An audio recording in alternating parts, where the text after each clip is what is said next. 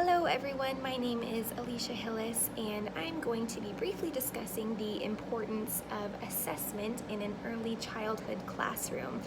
Essentially, assessment just allows us as educators to determine where students are at in their development, if they might be behind in a certain area or if they're having trouble reaching a certain milestone. It's our job to kind of pinpoint that and kind of figure out what's going on, figure out how we can adapt our instruction to make sure that everyone's included and that we're meeting the needs of every student that we have in the classroom. One of the common misconceptions is that if a child doesn't reach a certain milestone, for example, maybe walking, if they don't reach that milestone within a certain amount of time, that they're considered behind or that there's something wrong with them, but that's not the case. Every child develops at their own pace. It is important to remember, however, that if a certain amount of time does go on, a really long period of time goes on, and they're still not reaching that milestone, then it might be something to be a little bit concerned about. But that's where assessment comes in.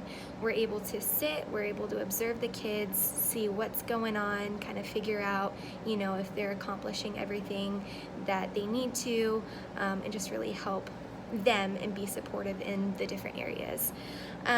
It's also important for us educators to adapt our instruction based on the needs of each of our students. So if we are doing an assessment of a student and we determine that they might have a fine motor delay, then it's important that we individualize instruction to meet their needs so that they don't feel left out and that they're learning just the same way that their peers are. So an example of that, if we're doing a project that involves scissors and the kids need to cut, just putting these ones in. These are a little bit different than regular scissors because you just squeeze them and it's just one motion. So it makes it super simple and safe to cut different things, as opposed to this where you're doing two different motions and you have to figure out where your fingers go and figure out how to open and shut them. So that's just one way that we can adapt our instruction to make it a little bit easier for that student. Another thing that we could do is model different activities. So if we're doing a writing unit and the kids are learning about letters, then we could print something like this off and model to the kids what the letter A is supposed to look like. And maybe it's something where the teacher does this first line and then the child does it over that line, or the child tries the second line by themselves. It's really, whatever the teacher's feeling, whatever they think is going to be best for that student.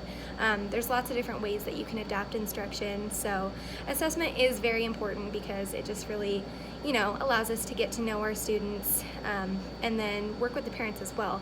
That's another super important part of assessment, is interaction with the parents and establishing relationships, because at the end of the day, the parents are the ones that know their children best. And if the teachers and the parents can work together and collaborate and come up with a plan that's going to help that student, ultimately that's going to make them more successful in the end. So that is a brief overview of assessment.